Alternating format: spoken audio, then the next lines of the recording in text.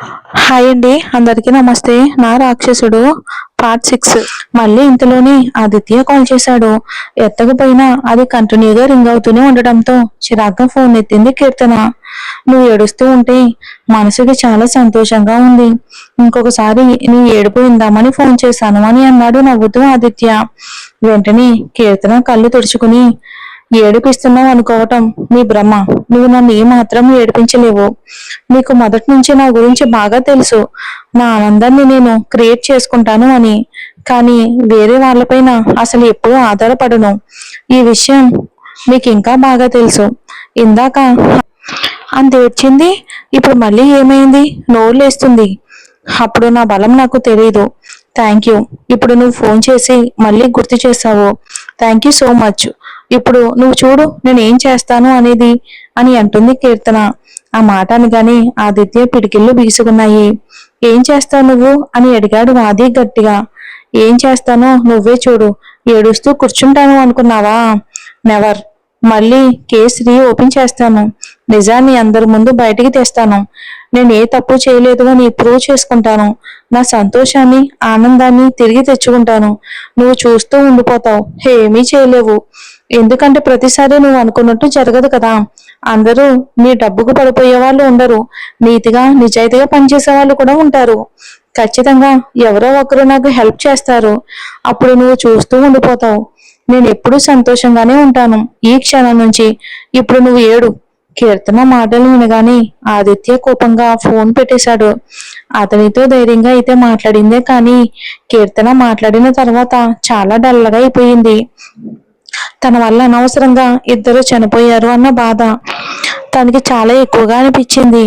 ఆమెకు రోజులు గడుస్తూ ఉన్నాయి. కీర్తన కౌశిక్ వెళ్లి కేసు మళ్ళీ ఓపెన్ చేయించారు. ఆ పేషెంట్ వాళ్ళ బంధువులతో మాట్లాడారు. చాలా వరకు నిజాలు తెలుసుకుందామని ప్రయత్నిస్తూనే ఉన్నారు. కానీ వాళ్ళు ఎటువంటి సహకారం ఇవ్వటానికి సిద్ధంగా లేరు. విచిత్రం ఏమిటంటే కీర్తన ఆపరేషన్ చేసిన 2 ఫ్యామిలీలు కూడా ఊరు వదిలి వెళ్ళిపోయారు. అదే అర్థం కావట్లేదు. ఇంత సడన్ గా వాళ్ళు ఊరు వదిలి వెళ్ళిపోవటం ఏంటి అనేది. అయినా సరే పట్టు వదలకుండా ప్రయత్నిస్తూనే ఉన్నారు కీర్తన కౌశిక్. దానికి ఇంట్లో వాళ్ళ సహకారం కూడా ఉంది. వీళ్ళు ఇన్వెస్టిగేషన్ చేస్తూ ఉండగానే వీళ్ళు పెళ్లి రోజులు కూడా దగ్గర పడ్డాయి.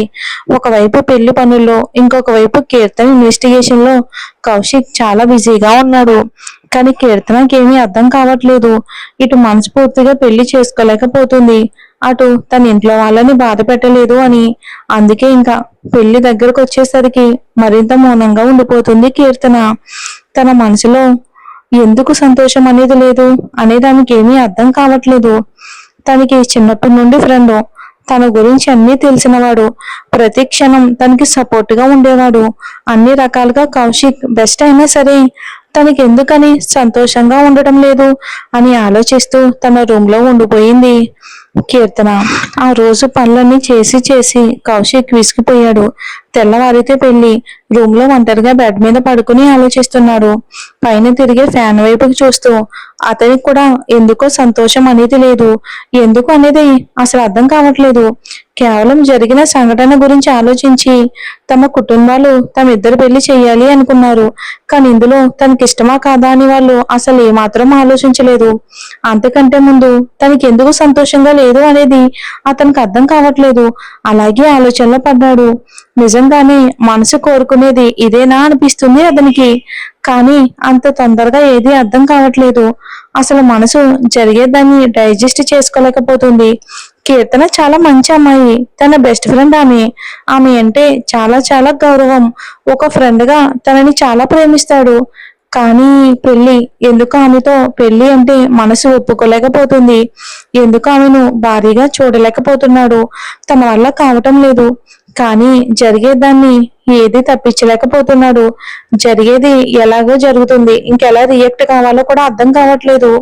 ఒక అమ్మాయిని చూడగానే మనసు స్పందించే తీరు వేరు, గౌరవించి ప్రేమించే తీరు వేరు. కీర్తన అంటే చాలా గౌరవం. ఆ గౌరవం పెళ్లికి సరిపోతుందా? కౌశిక్కి నిజంగానే ఇవన్నీ ఆలోచిస్తూ ఉంటే పిచ్చి పట్టినట్టు ఉంది. అసలు ఎలా రియాక్ట్ కావాలి, ఏం చెయ్యాలి? ఎందుకో అతని కళ్ళల్లో కన్నీళ్ళు వచ్చాయి. Painful tears. ఎందుకో అతను కళ్ళు మూయగానే సడన్ గా అతని కళ్ళ ముందు వర్ష కనిపించింది.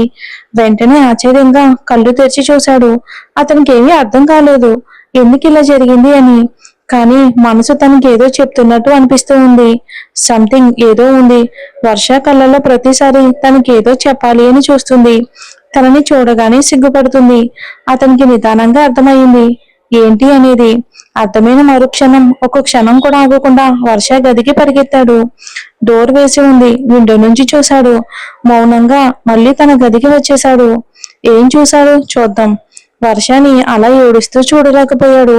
వర్ష తనను ప్రేమిస్తుంది అని అర్థమైంది అతడికి. కానీ ఇంతవరకు వచ్చిన దానిని తను ఎలా ఆపగలడు? జరిగే వాటన్నిటి మధ్య కీర్తనను ఒక ఫ్రెండ్ గా జాగ్రత్తగా అయితే కాపాడుకోవాలి అనుకున్నాడు. అందుకే ఇంకేం జరిగినా జరిగేదాన్ని మౌనంగా చూడటం తప్ప తను అడ్డుకోలేడని అర్థమైంది అతనికి. నిజంగానే చాలా గట్టిగా ఏడ్చాడు. అతనికి వీళ్ళిద్దరితో పాటు ఏడ్చేటటువంటి ఇంకొక వ్యక్తి వర్ష చాలా పెయిన్ఫుల్ గా ఏడుస్తూ ఉంది. కౌశిక్ ని చాలా డీప్ గా ప్రేమించింది. చాలా చాలా డీప్ గా. కానీ ఎప్పుడు అతని ముందు బయటపడలేదు. అతని నవ్వు, అతని నడక, అతను మాట్లాడే విధానం అన్నీ ఆమెకి ఇష్టం. కానీ జరిగే దానిని తను అడ్డుకోలేదు. జరిగేది తన అక్క పెళ్లి, అది కూడా తన బెస్ట్ ఫ్రెండ్ తో. ఆమె పెళ్లికి తను అడ్డంకిగా మారకూడదు అనుకుంది. కౌశిక్ కూడా వద్దు అని అనలేదు అంటే అతను కూడా ఇష్టమే అని అర్థమైంది. పైగా ఇంతకు ముందు జరిగిన సంఘటన వాళ్ళిద్దరి మధ్య ప్రేమ ఉన్నట్టు కూడా నిరూపించింది. అంటే అక్క మనసులో కౌశిక్ ఉన్నాడు అనుకుని మౌనంగా అలాగే ఏడుస్తూ నిద్రపోయింది వర్ష. మనసులో ఉన్న ప్రేమని మనసులోని సమాధి చేసి తెల్లవారక ముందే పెళ్లి పనులు జోరందుకున్నాయి. అందరూ బిజీగా తిరుగుతున్నారు. బంధువులంతా వచ్చేశారు. ఇద్దరు పేరెంట్స్ కూడా రిలేటివ్స్ తో బిజీగా ఉన్నారు. ఒక రూమ్ లో కీర్తన, ఇంకొక రూమ్ లో కౌశిక్ రెడీ అవుతున్నారు. వర్ష కూడా మౌనంగా జరిగే పనులన్నిటినీ చూస్తూ ఉంది. కీర్తన రెడీ అవడం కంప్లీట్ అయిపోయింది. విండో నుంచి చూస్తూ ఆలోచిస్తూ కూర్చుంది. కేవలం కొన్ని క్షణాలు మాత్రమే, లేదా కొన్ని నిమిషాలు అంతే. ఆ తర్వాత తను ఒకరి భార్య. మనసులో ఉన్నది చంపుకుని పెళ్లి చేసుకోవాలి అంటే ఆమెకు చాలా చాలా కష్టంగా అనిపిస్తుంది.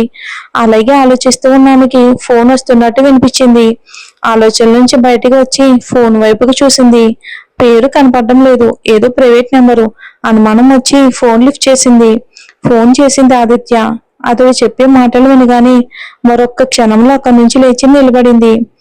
అక్కడ ఉండకుండా అక్కడి నుంచి ఫాస్ట్ గా పరిగెత్తి కనీసం ఎవరికీ చెప్పకుండా ఆ రూమ్ వెనకాల ఉన్న బ్యాక్ డోర్ నుంచి ఫాస్ట్ గా బయటకు వచ్చి తన కార్ డ్రైవ్ చేసుకుంటూ ఆదిత్య చెప్పిన ప్లేస్ కి అయితే వెళ్ళింది. కీర్తన గుడికి వెళ్ళేసరికి గుడి మొత్తం అందంగా అలంకరించి పెట్టారు. చాలా అంటే చాలా అద్భుతంగా ఉంది. కానీ అవేమీ పట్టించుకునే స్థితిలో ఆమె లేదు. వేగంగా పైకెక్కి తను చేరాల్సిన చోటుకైతే వచ్చింది. అక్కడ గుడిలో ఉన్న పెళ్లి మండపంలో ఆదిత్య కూర్చుని ఉన్నాడు. ఎదురుగా ఉన్న కీర్తనని చూడగానే అందంగా చిరునవ్వు నవ్వాడు. కమాన్ మై డియర్, నువ్వు వస్తావన్న విషయం నాకు తెలుసు. వావ్, నువ్వెంత అందంగా ఉన్నావు ఈ పెళ్లి కూతురు అలంకరణలో. So beautiful, gorgeous. అసలు నేను ఊహించలేదు. ఇలా తెలుసా? కమన్ కమన్, టైం అవుతుంది, తొందరగా వచ్చేసి వచ్చి నా పక్కనే కూర్చో అన్నాడు నవ్వుతూ. ఆదిత్య, నీకేమైనా పిచ్చి పట్టిందా? ఈ రోజు నా పెళ్లి. ఉన్న పలంగా నన్ను ఇక్కడికి రమ్మని చెప్పావు. ఏమనుకుంటున్నావు నువ్వు అసలు? చెప్పేది అర్థం కాలేదా నీకు? ప్రతిసారి ఇబ్బంది పెట్టాలి అని చూస్తున్నావు ఎందుకు? ఇక్కడికి నన్ను ఎందుకు రమ్మన్నావు అని కోపంగా అడిగింది కీర్తన. దానికి ఆదిత్య నవ్వుతూ ఆమె దగ్గరికి వచ్చి, ఇంత అందమైన అందాన్ని సొంతం చేసుకోవాలి అని ఇక్కడికి పిలిపించాను. అన్ని రకాలుగా ట్రై చేశాను నిన్ను ఏడిపించాలి అని. కానీ నువ్వు ప్రతిసారి కూడా రీబౌన్స్ అవుతూనే ఉన్నావు. ఇలా కాదు అని నేను పర్మనెంట్ గా నా దగ్గర పెట్టుకుని నేను పడిన ప్రతి బాధ నీకు చూపించాలి అనుకుంటున్నాను. దానికోసం పర్మనెంట్ గా ఈ అరేంజ్మెంట్స్. ఏం మాట్లాడుతున్నావు నువ్వు? కీర్తన అర్థం కాక అడిగింది కోపంగా. ఏ, తెలుగు మాట్లాడుతున్నాను కదా, అర్థం కావట్లేదా? నేను రాకపోతే నష్టపోతారు అందరూ అని బెదిరించి మరీ నన్ను ఇక్కడికి రప్పించావు. మర్యాదగా చెప్పు. సరే, నువ్వంత మర్యాదగా అడిగినప్పుడు నేను ఇంకొంచెం మర్యాదగా చెప్తాను అంటూ ఆదిత్య దగ్గరికి జరిగి ఆమె నడుము మీద చెయ్యి వేసి తన వైపుకు గట్టిగా హక్ చేసుకున్నాడు. చాలా స్ట్రాంగ్ గా పట్టుకున్నాడు. అస్సలు వదలడమే లేదు. చేతిని ఆమె ఫోర్ హెడ్ నుంచి ఐస్ నోస్ అన్నిటిపైన తగిలిస్తూ ఉన్నాడు. ఆమెకు తను అలా చేస్తూ ఉంటే చాలా ఇరిటేటింగ్ గా ఫీల్ అయ్యింది. అతని నుంచి విడిపించుకోవాలని చూస్తుంది, కానీ రావటం లేదు. చాలా స్ట్రాంగ్ గా పట్టుకున్నాడు ఆమెను. చుట్టూ ఉన్నవాళ్ళు కేవలం బ్లైండ్ గా చూస్తూ ఉన్నారు వాళ్ళని. ఆదిత్య, ఏం చేస్తున్నావు? లీవ్ మీ అని అరిచింది గట్టిగా కీర్తన. ఇంత అందాన్ని ఊరికే వదిలేయాలి అనిపించడం లేదు నాకు. ఎలా వదులుతాను అనుకున్నావు? అందుకే బాగా ఆలోచించాను. నీకు మెడికల్ ఫీల్డ్ అంటే చాలా ఇష్టం. దానిని నీ నుంచి దూరం చేస్తే జీవితాంతం కుళ్ళి కుళ్ళి ఏడుస్తావేమో అనుకున్నాను. కానీ అసలు ఏ ఫీలింగ్ లేకుండా నెల రోజులకే వాడిని పెళ్లి చేసుకోవడానికి తయారైపోయావు. అలా ఎలా నేను వదిలేస్తాను అనుకున్నావు?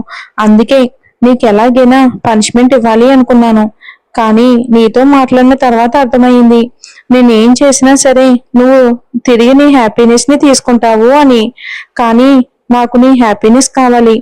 ప్రతి ఒక్కరూ అంటారు కదా, నిజమైన సంతోషం వాళ్ళ ప్రేమలో ఉంటుంది అని.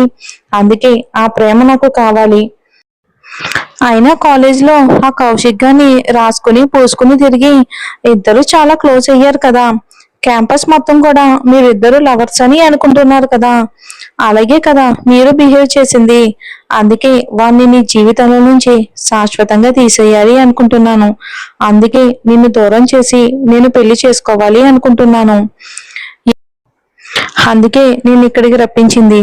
నిన్ను నీ ఫ్యామిలీ నుంచి శాశ్వతంగా దూరం చేసి నా కాలి కింద చెప్పులా, నా ఇంటి పని మనిషిలా నిన్ను పెట్టుకుంటాను. నా ఇంట్లో నా సర్వెంట్స్ లాగా మారిపోవాలి నువ్వు. ఎవరి ఎఫెక్షన్, అభిమానం, ప్రేమ దొరకనివ్వకుండా, ముఖ్యంగా నువ్వు నీ ఫ్యామిలీకి దూరం కావాలి అన్న మాట వినగానే కీర్తన షాక్ అయిపోయి చూస్తూ ఉంది అతన్ని. ఏం మాట్లాడుతున్నావు నువ్వు? అసలు నీకేమైనా అర్థమవుతుందా అని ఆమెను అలా చూడగానే ఆదిత్య నవ్వుతూనే ఉన్నాడు. బాగా అర్థమవుతుంది బేబీ. అంత అర్థం కాకుండానే చేస్తాను అనుకుంటున్నావా? నిన్ను నా ఇంటి పని మనిషిగా మార్చి జీవితాంతం నిన్ను శిక్షించాలి. నువ్వు నువ్వు నాకు చేసిన దానికి ఇదే నీకు కరెక్ట్ శిక్ష. ఉదయాన్నే ప్రతిరోజు సూర్యుడు రాకముందు నుంచి రాత్రి పడుకోబోయే వరకు నీకు రకరకాల శిక్షలు వేస్తూ నేను ఆనందం అనుభవించాలి కదా. కలలు కనుకు అని కోపంగా అంది కీర్తన. పగటి కలలు కాదు బేబీ, చూడు ఇవన్నీ నిజం అయ్యేటట్టు చేస్తాను. ప్రతిరోజు నువ్వు కుళ్ళి కుళ్ళి ఏడ్చేటట్టు చేస్తాను. మీ ఫ్యామిలీకి దూరంగా, నీ వాళ్ళకు దూరంగా, ముఖ్యంగా నువ్వు ప్రేమించిన ఆ కౌశిక్ గాడికి దూరంగా. ఎలా ఉంది? బానే ఉంది కదా అని అతడు అనగాని కీర్తన అతని వైపుకు చాలా చిరాగ్గా చూసింది. అయినా నేనెందుకు నిన్ను పెళ్లి చేసుకుంటాను? నువ్వు బెదిరించావని ఇంతవరకు వచ్చాను అనుకుంటున్నావా? కాదు కాదు, నీకు చెప్పి పోదామని వచ్చాను. నువ్వు ఎన్నిసార్లు బెదిరించినా నేను బెదరను, నేను భయపడను. ఇంకో గంటలో నా పెళ్లి, నువ్వు కూడా చూసి తరించు అని. సో సాడ్ బేబీ, ఇంకో గంటలో నీ పెళ్లి. కానీ ఆ కౌశిక్ గాడితో కాదు, నాతో. ఎందుకంటే నీకు వేరే దారి లేదు. నేను నీకు అన్ని దారులు క్లోజ్ చేసేసాను. నన్ను పెళ్లి చేసుకోవడం తప్ప వేరే గత్యంతరం లేదు. ఇప్పుడు నువ్వు పెళ్లి చేసుకోవాలి. నువ్వు నన్ను పెళ్లి చేసుకోలేదంటే అంటే కోపంగా అడిగింది కీర్తన అనుమానంగా అతడి వైపుకు చూస్తూ. సో సింపుల్ బేబీ, నువ్వు నన్ను పెళ్లి చేసుకోలేదనుకో, అక్కడ మండపంలో ఉన్న నీ కాబోయే మొగుడిని, అత్తింటి వాళ్ళు, నీ పుట్టింటి వాళ్ళతో పాటు అక్కడ ఉన్న మొత్తం రిలేటివ్స్ పిల్లలు చాలా మంది ఉన్నారనుకుంటా. సో సాడ్, నిజంగానే నమ్ము. ఆ చిన్న పిల్లలను చూస్తూ ఉంటే నాకు చాలా బాధగా అనిపిస్తుంది. చాలా చాలా బాధగా. భగవంతుడు వాళ్ళందరి ఆత్మకు శాంతి కలిగించాలని ప్రార్థిస్తున్నాను. ఆ మాట వినగానే కీర్తన అతన్ని భయంగా చూసింది. వెంటనే ఇమీడియట్ గా అతని దగ్గరకు వచ్చి, రాస్కిల్, ఏం చేస్తున్నావు నువ్వు అని అతని కాలర్ పట్టుకుని అడిగింది. నీకు కొంచెమైనా మనసాక్షి అనేది లేదా? అసలు నీకు హార్ట్ అనేది లేదా? ఛే, ఇవాళ డెవిల్, కనీసం నీకు చిన్న పిల్లలన్న కనికరం కూడా లేదా అని చాలా ఏడుస్తూ గట్టిగా అడిగింది కీర్తన బాధగా. ఆమె ఏడుపుని చూస్తున్న అతడు, డోంట్ క్రై బేబీ, పెళ్ళైన తర్వాత ఏడిపించాలి అనుకున్నా. నువ్వు ఇప్పటి నుంచి ఏడిస్తే నేనేం చేస్తాను చెప్పు? డోంట్ క్రై యార్. అందుకే నన్ను పెళ్లి చేసుకో, వెంటనే అంతా నార్మల్ చేస్తాను. పెళ్లి చేసుకోలేదంటే అందరూ చచ్చిపోతారు. నేను చెప్తూ ఉంటే నీకు నమ్మబుద్ధి కావట్లేదు కదా. ఆదిత్య అలా అనగాని కీర్తన అతని వైపుకు భయం భయంగా చూసింది. చూడు అంటూ ఆదిత్య తన మొబైల్ ఓపెన్ చేసి అక్కడ మ్యారేజ్ హాల్లో ఉన్న తన మనుషులను చూపించాడు. మండపంలో వాళ్ళు పెట్టిన బాంబు కూడా సెట్ చేసిన టైం అది కూడా చూడగానే కీర్తనకు ఒక క్షణం కళ్ళు తిరిగినట్టు అనిపించింది. తూలి పడిపోయింది. ఆదిత్య పట్టుకున్నాడు. ఆదిత్య, నువ్వేం చేస్తున్నావో అర్థమవుతుందా? పాపం ఆదిత్య, ప్లీజ్ కొంచెమన్నా జాలి చూపించు. ప్రాబ్లం నాతో కదా, వాళ్ళందరితో కాదు కదా. రివెంజ్ తీర్చుకోవాలి అంటే నాతో తీర్చుకో. అక్కడ కొన్ని వందల మంది ఉన్నారు తెలుసా. అందరూ నాకు కావలసిన వాళ్ళే అవుతారు. ప్లీజ్ ఆదిత్య, కొంచెమైనా కనికరం చూపు. వాళ్ళందరినీ వదిలేయి. వాళ్ళకి ఏ పాపం తెలియదు అని, వాళ్ళు చాలా అమాయకులు. ప్లీజ్ అని బ్రతిమలాడింది కీర్తన. ఆదిత్య నవ్వుతూనే ఉన్నాడు. కీర్తన బ్రతిమలాడుతూ ఉంటే, చెప్పానా నిన్ను బ్రతిమలాడి స్టేజ్ కి తీసుకుని వస్తానని? నువ్వు ఇలా అడుగుతూ ఉంటే నాకు ఎంత ఆనందంగా ఉందో తెలుసా బేబీ. అసలు నేను ఇలా చూస్తూ ఉంటే నాకు ఇష్టమైన నా ఫేవరెట్ సినిమాలు మా ఇంట్లో కూర్చొని చూస్తున్నట్టు ఉంది. సరే, నువ్వు ఇంత ఏడుస్తున్నావు కాబట్టి నన్ను పెళ్లి చేసుకో, అందరినీ వదిలేస్తాను. అయినా నిన్ను పెళ్లి చేసుకునేది నీతో సంసారం చేయటానికి కాదులే. చెప్పాను కదా నిన్ను నా ఇంటి పని మనిషిగా మార్చాలి అని. ప్రతి క్షణం నువ్వు నా ఇంట్లో చస్తూ బ్రతుకుతూ ఉంటే అది చూసి నేను సంతోషపడుతూ ఉంటాను. కావాలంటే నీకు ప్రామిస్ కూడా చేస్తాను. నువ్వు నన్ను పెళ్లి చేసుకున్న మరుక్షణం మీ ఫ్యామిలీ మొత్తం సేఫ్ గా ఉంటుంది. అతడు ఆ మాట అని గాని కీర్తన వెంటనే తలాడించింది. నిన్ను పెళ్లి చేసుకుంటాను, కానీ ఎవరికి ఏమీ కాకూడదు అని గట్టిగా అంది. ఆదిత్య మాటిచ్చాడు అంటే మాట మీద నిలబడతాడు. పద అంటూ చెయ్యి ముందరికి చాపాడు. అతని చెయ్యి పట్టుకోవడానికి అసహ్యంగా అనిపించినా తప్పదు కాబట్టి అతని చేతిలో చెయ్యి వేసి కూర్చుంది. పెళ్లి కూతురివి, నువ్వు ఫోటోలు అందంగా వస్తాయి. ఇక అలాగే నువ్వు చూసుకోవడానికి కూడా బాగుంటుంది. ఎందుకంటే ఇదే కదా నీ చివరి నవ్వు. ఆ తర్వాత నువ్వు ఎప్పుడూ నవ్వలేవు నీ జీవితంలో. అందుకే చెప్తున్నాను, ఇప్పుడు బాగా నవ్వు. అందరికీ కనబడేటట్టు నవ్వు baby. My darling wife keep smiling. ఆ మాటకి కీర్తన అతని వైపుకు ఏడుస్తూ చూసింది. నేను నవ్వు అన్నాను. నవ్వు బేబీ. నువ్వు నవ్వకపోతే ఇక్కడ రిమోట్ ప్రెస్ చేసేస్తాను అంతే, డామ్ అని అంటే మొత్తం ఫంక్షన్ హాల్ వెళ్ళిపోతుంది. నీ మ్యారేజ్ కి వచ్చిన వాళ్ళంతా ఒక్క క్షణంలో మాయమైపోతారు, ప్రాణాలు లేకుండా. ఏంటి చేయమంటావా అని అంటాడు అతడు. అలా అని కానీ కీర్తన అతని వైపుకు చాలా భయంగా చూసింది. ఆమె బాడీ మొత్తం షివరింగ్ వచ్చేసింది. ఫేస్ పైన చెమటలు పడుతున్నాయి. వెంటనే ఆ చెత్త మొహం మొత్తం తుడుచుకో, సరిగ్గా కూర్చో, ఫోటోలకు వీడియోలకు నవ్వుతూ ఫోజ్ ఇవ్వు, అర్థమైందా అన్నాడు ఆదిత్య ఒక క్షణం కోపంగా చూస్తూ, వెంటనే నవ్వుతూ. అతడు చెప్పింది విన్న తర్వాత కీర్తన బలవంతంగా లేని నవ్వుని పెదవులపై తెచ్చుకుని చుట్టూ నవ్వుతూ చూస్తూ ఉంది. జరిగేవన్నీ నవ్వుతూ చూస్తూ కూర్చుంది అక్కడ మండపంలో. ఇక అక్కడ ఉన్న పూజారి గారు చెప్పినట్టు చేస్తూ ఉంది. ఆదిత్య కూడా స్మైల్ ఇస్తూ ఆయన చెప్పినవన్నీ చేస్తున్నారు. మరి నిజంగా కీర్తనని ఆదిత్య ప్రేమించాడా? మరి కీర్తన కూడా తనని ప్రేమించిందా? మరి ఏం జరుగుతుందో వచ్చే ఎపిసోడ్లో చూద్దాం.